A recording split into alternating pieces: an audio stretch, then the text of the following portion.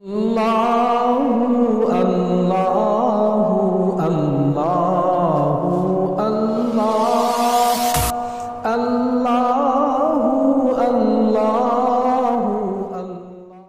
بزرگان محترم، نوجوانان ملت، دینی ایمانی بھائیوں، یہ رات و دن کی گردش، رات کا آنا، دن کا چلے جانا، دن کا آنا، رات کا چلے جانا، یہ ماہ و سال، یہ اوقات و لمحات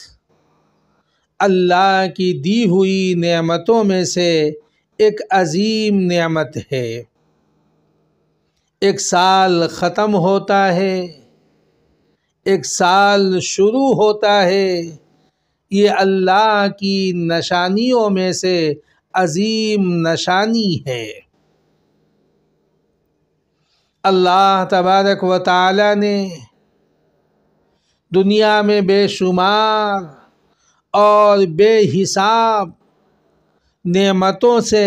ہمیں نوازا ہے۔ اس میں اس کی عطا کی ہوئی عظیم نعمت یہ زندگی ہے، یہ اوقات ہیں، یہ رات و دن ہے، یہ ماہ و سال ہے۔ ہم اسے اللہ کے حکم کے مطابق، رسول اللہ صلی اللہ علیہ وسلم کی شریعت مطہرہ کے مطابق، آپ کی تعلیمات احکامات کے مطابق گزاریں۔ زندگی کے کسی شعبے میں بھی ہم غیروں کے طریقوں کو نہ اپنائیں، عیسائیوں اور یہودیوں کے طریقے کو نہ اپنائیں، دنیا میں رہنے والی دیگر قوموں کی نقل نہ کریں، ہم بے ایمانوں کے طریقے پہ نہ چلیں، ہم مشرکوں اور منافقوں کے رسم و رواج کو نہ اپنائیں، بلکہ زندگی میں ہر موقع پر، ہر شعبے میں اللہ تبارک و تعالیٰ کے احکامات پر چلیں، اللہ کے حکموں پہ چلیں،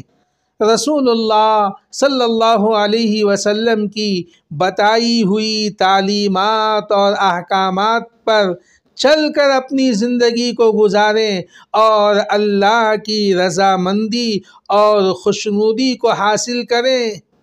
جو دنیا میں بھی ہمارے لیے خیر و برکت کا سامان ہے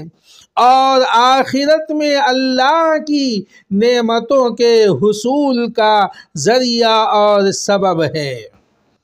بزرگان محترم، نوجوانان ملت، دینی ایمانی بھائیوں،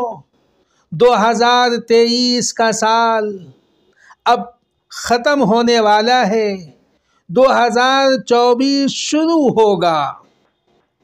دیگر مذاہب کے ماننے والے، عیسائی، یہودی اس موقع پر خوشی و مسرت کا جشن مناتے ہیں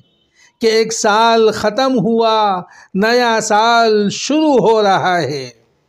اچھی طرح سن کے رکھیں کہ سال کے ختم ہونے پر، نئے سال کے آنے پر اسلام ہمیں خوشی منانے سے منع کرتا ہے۔ ہم نئے سال کا جشن نہیں منائیں گے، بلکہ اس موقع پر ہم اللہ کے حضور ہدیہ تشکر پیش کریں گے کہ اللہ نے ہمیں یہ زندگی عطا فرمائی اور ہمیں نیک اعمال کی توفیق عطا فرمائی، اور جو زندگی ہمیں مل رہی ہے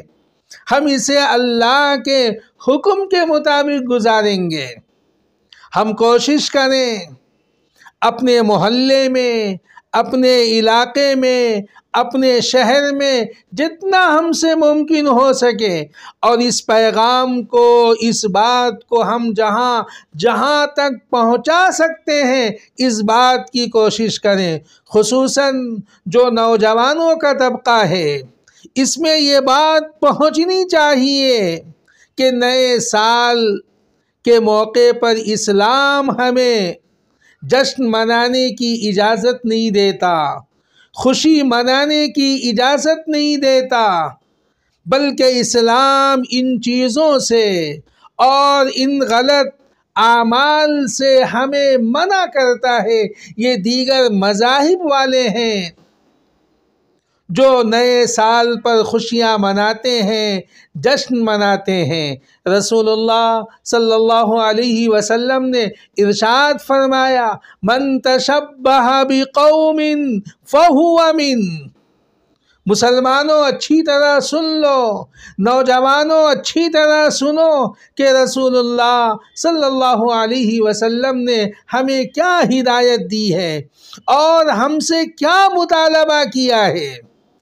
فرمایا جو جس قوم کی مشابہت اختیار کرے گا وہ اسی میں شمار کیا جائے گا۔ اگر آج نئے سال کی آمد پر عیسائی جشن مناتے ہیں تو وہ عیسائی ہیں، یہودی جشن مناتے ہیں تو وہ یہودی ہیں، کوئی اور قوم جشن مناتی ہے تو وہ بے ایمان ہیں، وہ اسلام کے اصولوں سے ناواقف ہیں، وہ اپنے مذہب کے مطابق خوشیاں منا رہے ہیں۔ ہمیں اسلام نے منع کیا ہے، تو نئے سال کے موقع پر ہم کسی طرح کے جشن منانے سے اور خوشی منانے سے باز رہیں، بلکہ اللہ کے حضور ہدیہ تشکر پیش کریں۔ اللہ تبارک و تعالی ہم سب کو، امت مسلمہ کو،